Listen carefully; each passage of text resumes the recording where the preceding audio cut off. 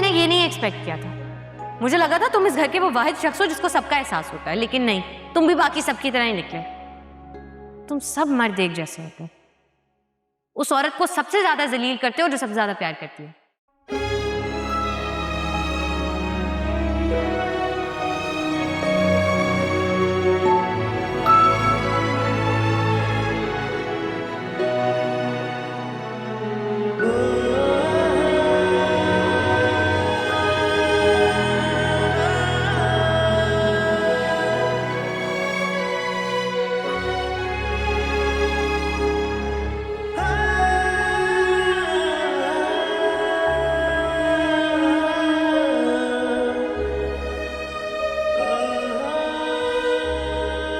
काश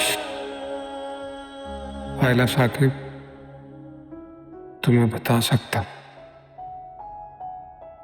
मर्द भी गम की इंतहा पर जाकर रोता है,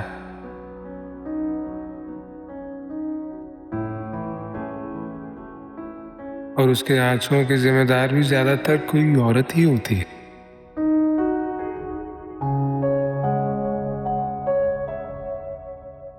लेकिन अलमिया ये है कि मर्द अपने गम में हमेशा तन्हा होता है, और उसके गम खामोशी की कोख में जन्म लेते हैं और वही कहीं उनके वजूद में इन दुखों की कब्रें बन जाती हैं।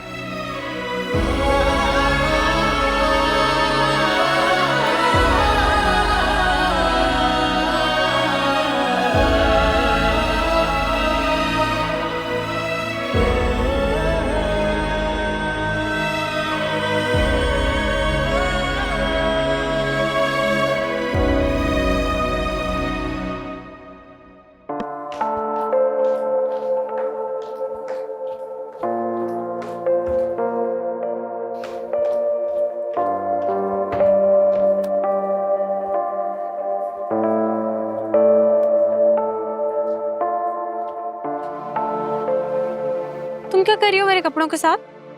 हैंग कर रही हूँ इनको, नजर नहीं आ रहा? तुम बताओ, आ गए ऑन भाई?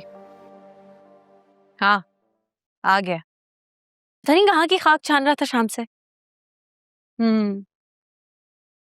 काफी परेशान है राहत वो फोन के लिए। हाँ, वो ऑन के खिलाफ ताई अम्मा की जहरीली बातें सुन ली हैं उन्होंने, अम्मी को बता रही थी। अच्छा, तभी जो शॉल उन्होंने उनको गिफ्ट करनी थी वो उन्होंने अम्मी को कर दी थी। तो बहुत अच्छा किया उन्होंने। शर्म करो तुम, तमीज। वो तो बहुत अच्छे लगते हैं राहत उपो। अच्छे लोगों के साथ ही ऐसा होता है, मोहब्बत करने वाली खातून है, और जिंदगी मोहब्बत करने वालों को ही पटकती है। पता नहीं क्यों ऑन भाई उनसे खफा रहते हैं। ऑन तो वैसे ही उल्टे दिमाग का है। और ये लाइट्स बंद करो, मुझे नींद आ रही। अच्छा,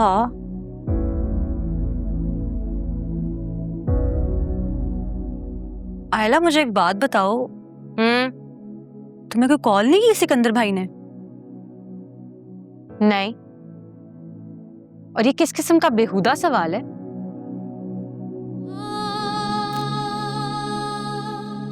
वो मुझे कॉल कर भी लें तो मैं बात नहीं करूंगी, एक तजुर्बा काफी है मुझे। कल शामी भाई भी आ रहे हैं।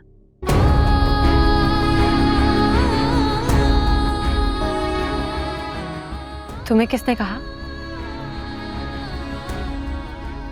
रिमला आई थी, बहुत तपी हुई थी उन पर। छोड़ो, हमें क्या। अरे चलो, मैं लाइट बंद करने लगी हूँ, तुम सो जाओ। तुझे दिल में सजा के रखा था, पलकों पे बिठा के रखा था, एक ख्वाबीदा सी दुनिया थी जिसमें एक तुम एक हम रहते। दुनिया की बातों में आकर क्यों झूठा तेरा साथ हुआ, तू आंख चुरा के चोर चला, दुनिया मेरी है लुट बैठी।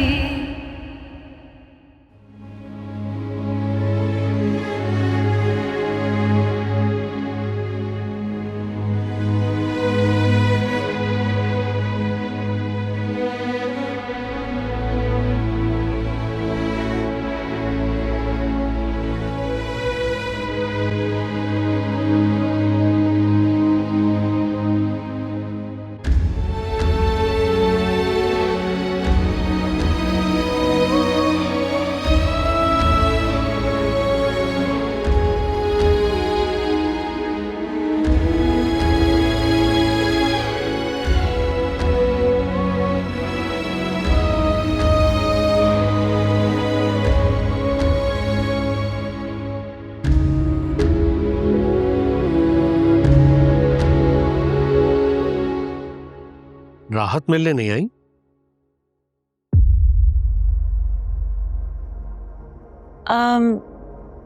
वो यहाँ क्यों आएगी? हम उसके लिए अहम थोड़े ही हैं। तो साकिब शमसा के पास जाएगी ना, जिनकी बेटी की शादी के लिए आई है वो। भाई कुछ भी है, बड़ा भाई हूं मैं। हमसे कोई नाराजगी तो नहीं है ना? अपनी औलाद के बारे में इतनी बातें सुनने के बाद कौन ही आएगा? रंगना,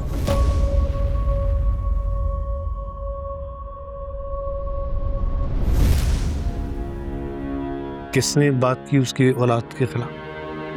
कुछ नहीं, मैं इस बेवकूफ रिमला को डांट रही थी क्योंकि पता नहीं किस बात पे इसने बहस कर ली थी ऑन के साथ, तो और तो कुछ नहीं। और तुम शुरू हो गई होंगी ऑन के अगले पिछले गुनाह बख्शवाने। वो भी किसी से कम नहीं है फारूक। अस्सलाम वालेकुम भाईजान। वाह, नहीं बैठे। कैसी हो, कहाँ हो? क्या हाल है मैं तो आपके? कितनी बार पूछ चुका हूँ आर-पास से तुम्हारे बारे में।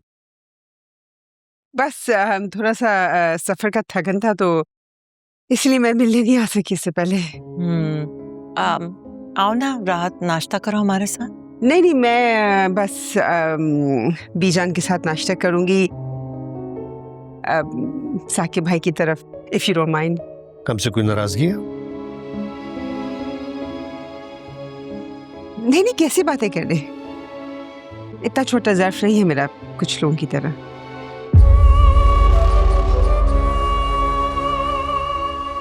आरफा, तुम रात के लिए नाश्ता तैयार करवाओ और बीजान को भी यहीं बुलवा लेते हैं। ठीक, अच्छा, आप कहते हो तो मैं बैठ जाती हूँ। बैठ। सरवरी,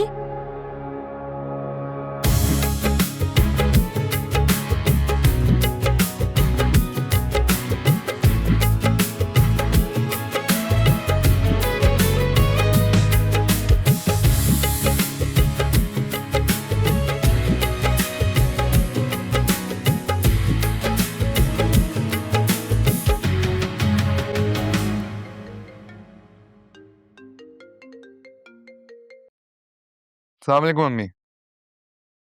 मुझे ये बताओ कि गाड़ी कब भेजनी है एयरपोर्ट तुम्हें पिक करने के लिए? मम्मी पहले टिकट तो कंफर्म होने दें। होता रहेगा टिकट भी कंफर्म। तुम बस फौरन यहाँ पहुंचो, मैं इस लड़की को और डील नहीं दे सकती हूँ। जी अम्मी, आप टेंशन मत ले, मैं आ जाऊंगा। अच्छा सुने, मुझे ज़रा एक दो काम है तो मैं वो कर लूँ, फिर बात करता हूँ, ठीक है? ऑल राइट, खुदा हाफिज।